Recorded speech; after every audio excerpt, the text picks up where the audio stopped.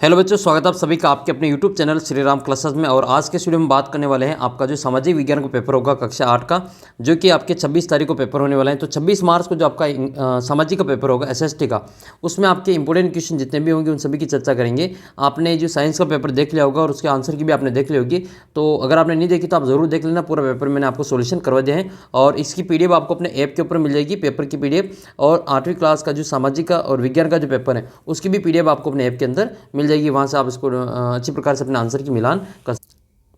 तो अगर आपने जो विज्ञान के पेपर के आंसर की नहीं देखी तो आप इस पूरे पेपर को सोल्यूशन मैंने आपको करवा दिया है। फुल पेपर सोल्यूशन आपको इसका लिंक अपने चैनल के ऊपर आपको मिल जाएगा, वहाँ से आप क्लिक करके पूरा पेपर देख सकते हैं। और इसकी पीडीएफ भी आपको मिल जाएगी अपने ऐप के ऊपर, इसको डाउनलोड कर सकते हैं और पूरा जो है इसका जो सोल्यूशन यहाँ पे देख सकते हैं। मैंने आपको फुल सोल्यूशन आपको करवा दिया है और सभी प्रश्नों के आंसर मैंने आपको यहाँ पे बता दिए हैं। और आपके जो इंग्लिश का, हिंदी का सभी पेपर जो पेपर आपके हुए हैं उन सभी की जो पीडीएफ आपको अपने ऐप के ऊपर मिल जाएगी। साथ ही आपके जो आने वाले पेपर हैं आपके सामाजिक, आपके जो गणित, संस्कृत, इनके भी इंपॉर्टेंट क्वेश्चन पेपर का जो वीडियो आपके यहाँ पे आने वाला है। और पीडीएफ के लिए आप अपना जो ऐप है इसको डाउनलोड कर लें, इसकी पीडीएफ आपको अपने ऐप के अंदर मिल जाएगी। तो ऐप का जो आपको लिंक वीडियो के नीचे आपको दे रखा है और आपको जो सामाजिक का टेस्ट भी दे रखा है, 120 प्रश्नों का आपके टेस्ट दे रखा है, उसको आप ज़रूर दे देना। आपके जो 80 में से 80 का जो स्कोर आपको जो आसानी से प्राप्त हो जाएगा और अपना जो टेबलेट का सपना वो आपके जल्दी से पूरा होने वाला है। तो आपके जो 26 तारीख को जो आपका पेपर है इसके लिए आपके इंपॉर्टेंट क्वेश्चन पेपर इस वीडियो में डिस्कस करने वाले हैं। पहला प्रश्न आपकी ये है कि जो राष्ट्रीय उद्यान है, अभिलेखागार है, राष्ट्रीय अभिलेखागार है, उसको कौन से दशक में बनाया गया था। तो पहले ही पार्ट का आपके प्रश्न है ये, इसका उत्तर हो जाएगा आपके 1920। तो इसका उत्तर क्या करेगा, 1920 इसका करेक्ट आंसर रहेगा।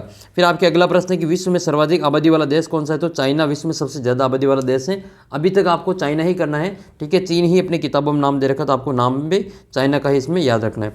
नेक्स्ट है फिर आपके 2017 में किस पोर्टल के तहत शिकायतें दर्ज करने के लिए चाइल्ड ट्रैकिंग राष्ट्रीय बाल श्रम परियोजना को क्रियान्वित और मॉनिटरिंग के लिए कार्य शुरू हुआ।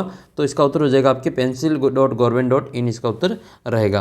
फिर आपके नेक्स्ट क्वेश्चन है कि हुरडा सम्मेलन की अध्यक्षता किसने की। तो मेवाड़ के महाराणा जो थे जगत सिंह द्वितीय, इन्होंने की थी। हुरडा सम्मेलन हुआ कब था। तो 17 जुलाई 1734 को हुरडा भीलवाड़ा में हुआ था ये, तो इसको आपको याद रखना है, ठीक है। इस प्रकार से आपका पूरा पेपर आएगा, 16 पेज का पेपर। और आपके जो पूरा पेपर है आपको इसी प्रकार से आपके पेपर इंपॉर्टेंट क्वेश्चन मैं आपको सारे के सारे बता देता हूँ।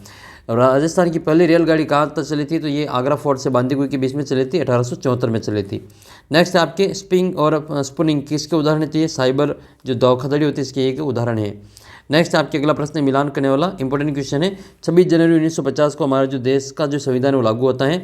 जनजाति जो समूह है मुंडा है वो नागपुर में रहता है, छोटे नागपुर में। और थॉमस मैकॉले जो है वो भारत में अंग्रेजी शिक्षा को प्रोत्साहन दिया। और राजा राम मोहन राय ये समाज सुधारक थे।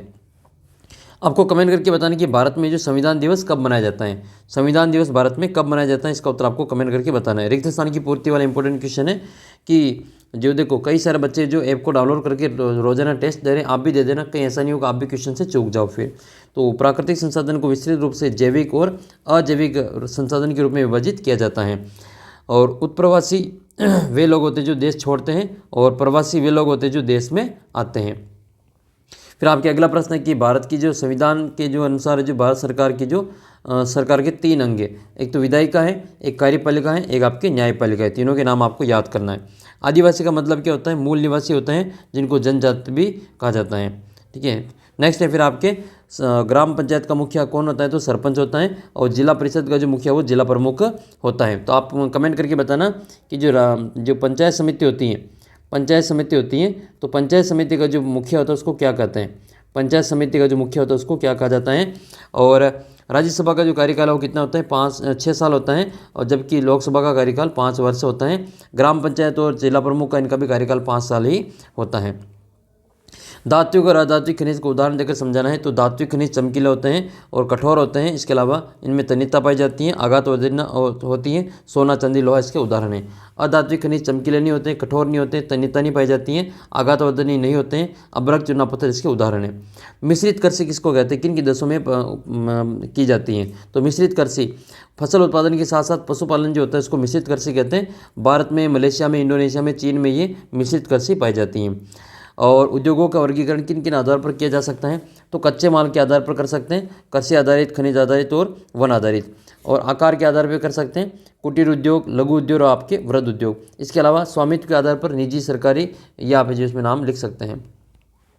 अगला प्रश्न आपको मैप आएगा आपके एक मानचित्र में आपको बनना है बीकानेर, प्रतापगढ़, करौली और अजमेर। तो इसमें आपको क्या देखना है, बीकानेर, तो ये वाला जो बीकानेर हो जाएगा, ये बीच में आपका अजमेर है, इस साइड में आपकी करौली बननी है और ये आपका जो प्रतापगढ़ है।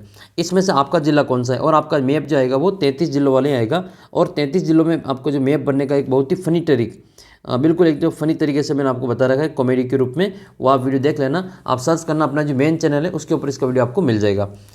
नेक्स्ट है फिर आपके प्लासी का युद्ध कब हुआ था और किन के बीच में हुआ था। तो प्लासी का युद्ध 23 जून 1757 को ये हुआ था ब्रिटिश ईस्ट इंडिया कंपनी और बंगाल के नवाब सिराजुद्दौला के बीच में, जो कहाँ पे हुआ था, पश्चिम बंगाल में होता।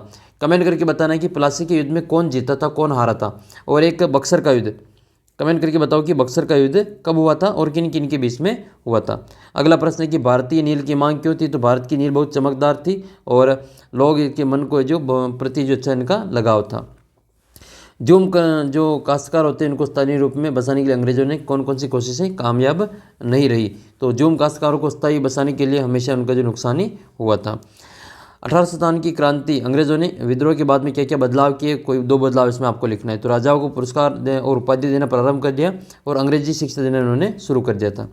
अगला प्रश्न है कि भारत में पहली सूती कपड़ा मिल कहाँ लगी थी। तो भारत में पहली सूती कपड़ा मिल जो लगी थी बम्बई 1854 में लगती हैं, और ये आपको याद रखना है, भारत की पहली सूती कपड़ा मिल बम्बई में 1854 में लगी थी। एक अच्छे यूरोपीय पुस्तकालय का एक खाना भारत और अरब के समूचे देसी साहित्य के बराबर होता है, ये कथन किसका है। तो ये कथन लॉर्ड मैकाले का है। अगला प्रश्न है फिर आपके धर्मनिरपेक्ष, भारतीय धर्मनिरपेक्षता का आपको बताना है कि भारत में हर व्यक्ति को उपदेश, अभ्यास, किसी भी धर्म को मानने का और उसका प्रचार करने का अधिकार है और किसी भी धर्म के खिलाफ भेदभाव नहीं करना चाहिए। भारत एक धर्मनिरपेक्ष राष्ट्र है, भारत का कोई एक राष्ट्रीय धर्म नहीं है। तो ये आपको थोड़ा सा याद करना है। अगला प्रश्न है कि सार्वभौमिक वयस्क मताधिकार से आप क्या समझते हैं। तो सभी वयस्क मताधिकार को नागरिकों को मताधिकार का अधिकार प्राप्त हैं। तो न्यूनतम मताधिकार की आयु वो आपके 18 वर्ष है। घरेलू हिंसा की जो शिकार महिला है उनको नए कानून के 2 मुख्य अधिकार कौन कौन से हैं। तो सुरक्षा का अधिकार है और एक है जो आर्थिक सहायता प्राप्त करने का अधिकार है। फौजदारी कानून को उदाहरण से समझाइए। तो फौजदारी कानून में के अधीन वह सब मामले आते हैं जो आपराधिक कृत्यों से जुड़े होते हैं, जैसे हत्या, मारपीट, ये सारी जो चीज़ें हैं वो इसमें आपके शामिल किए जाते हैं। फिर आपके संविधान के अनुच्छेद 15 में अस्पृश्यता के खिलाफ क्यों कहा गया। तो ये जो राज्य अपने जो किसी भी नागरिक के साथ जो केवल धर्म, जाति, लिंग, नस्ल और जन्म स्थान के आधार पर कोई जो भेदभाव नहीं कर सकेगा। तो अस्पृश्यता का जो उन्मूलन है वो अनुच्छेद 17 में किया गया है। जन सुविधाओं के लिए सरकार का जो पैसे का इंतजाम कहाँ से होता है। तो बजट के द्वारा ये होता है, टैक्स के द्वारा ये होता है। और राजस्थान में सर्वाधिक नगरीय जनसंख्या और सबसे कम नगरीय जनसंख्या वाले जिलों का आपको नाम बताना है। तो सबसे जो ज़्यादा नगरीय जनसंख्या वो जयपुर और कोटा की है, सबसे कम किसकी है, वो 2 जैसलमेर की। सबसे कम लोग जैसलमेर में रहते हैं, सबसे ज़्यादा जयपुर और कोटा में रहते हैं। आपको कमेंट करके बताना है कि सबसे ज़्यादा जो लिंगानुपात है वो किस जिले का है, सबसे कम लिंगानुपात किस जिले का है। ठीक है, इसका उत्तर आपको कमेंट करके बताना है। एक राजस्थान का सबसे बड़ा जिला कौन सा है, एक राजस्थान का सबसे छोटा जिला कौन सा है। राजस्थान की किन्हीं 3 जिलों के नाम लिखिए जहाँ पर जो रिको द्वारा फूड पार्क विकसित किया गया। तो कोटा, जोधपुर, अलवर और गंगानगर इसका उत्तर रहेगा। सरकार के द्वारा संचालित किन्हीं स्वास्थ्य संबंधी 3 योजनाओं के नाम लिखिए। तो निःशुल्क जांच योजना, निःशुल्क दवा योजना और चिरंजीवी स्वास्थ्य बीमा योजना, जिसको अपन आयुष्मान बीमा योजना के रूप में जानते हैं। कुंभलगढ़ दुर्ग का आपको वर्णन करना है। तो कुंभलगढ़ दुर्ग राजस्थान के राजसमंद जिले में स्थित यह पहाड़ी दुर्ग है। इसका वास्तुकार मंडन था और इसको महाराणा कुंभा ने बनवाया था। और फिर आपको असहयोग आंदोलन के बारे में बताना है और दांडी मार्च के बारे में विस्तार से वर्णन करना है। इसके अलावा जो इंपॉर्टेंट क्वेश्चन आपका ये है कि भूमि का उपयोग कैसे करते हैं। स्वामित्व के आधार पर भूमि को कितने भागों में बांटा गया। तो 2 भागों में बांटा गया, निजी भूमि और सार्वजनिक भूमि। इसकी PDF आपको अपने ऐप के ऊपर उपलब्ध है, आप ऐप से इसको डाउनलोड कर सकते हैं। साथ ही ऐप के ऊपर आप टेस्ट भी दे सकते हैं, फ्री में टेस्ट आपके लिए उपलब्ध है। जिन बच्चों ने टेस्ट नहीं दिया आप ज़रूर दे देना, ऐसा नहीं हो फिर आपके जो 80 में से 80 नंबर आने से आप चूक जाए और आपका जो स्कोर है वो कम हो। तो 26 मार्च वाला पेपर बहुत ही शानदार होगा। मैं आपके लिए और भी वीडियो लाने वाला हूं, आप किसी एक पेपर के भरोसे न रहें। मैं आपके बहुत सारे आपके और वीडियो अपलोड करूंगा जिससे कि आप जो अच्छा स्कोर कर पाएँ। और बच्चों का मैसेज था कि कई बच्चों के ये कमेंट आ रहे हैं कि हमारे जो विज्ञान का पेपर बिगड़ गया है। तो बच्चों, विज्ञान का पेपर अगर आपका बिगड़ गया तो अब आपको टेंशन लेने की जरूरत नहीं है, वो आपका पेपर हो चुका है। अब आपको ध्यान देना है सामाजिक के पेपर की ओर। इसमें आप जो मेहनत करके आप जो अच्छे स्कोर कर सकते हैं। गणित का पेपर बाकी है, मैं आपको गणित की पूरी तैयारी करवाऊंगा। चैनल को सब्सक्राइब कर लो और अपना जो एंड्रॉइड ऐप है इसको डाउनलोड कर लो। व्हाट्सअप ग्रुप जरूर ज्वाइन कर लेना, क्योंकि मैं आपको जो इंपॉर्टेंट क्वेश्चन का जो पेपर है वो आपको व्हाट्सएप के ऊपर डाल दूंगा। मिलते हैं आपको अगले वीडियो में। इसकी पीडीएफ मिल जाएगी आपको अपने ऐप के ऊपर, ऐप से डाउनलोड कर लो। आज वाला जो विज्ञान का पेपर हुआ था उसकी भी पीडीएफ आपको अपने ऐप के अंदर मिल जाएगी। आपके गणित के और संस्कृत के पेपर वो भी आपको अपने ऐप के अंदर इसकी पीडीएफ के रूप में आपको सारी चीज़ें उपलब्ध है। तो मिलते हैं आपको अगले वीडियो में, तब तक जय हिंद जय भारत।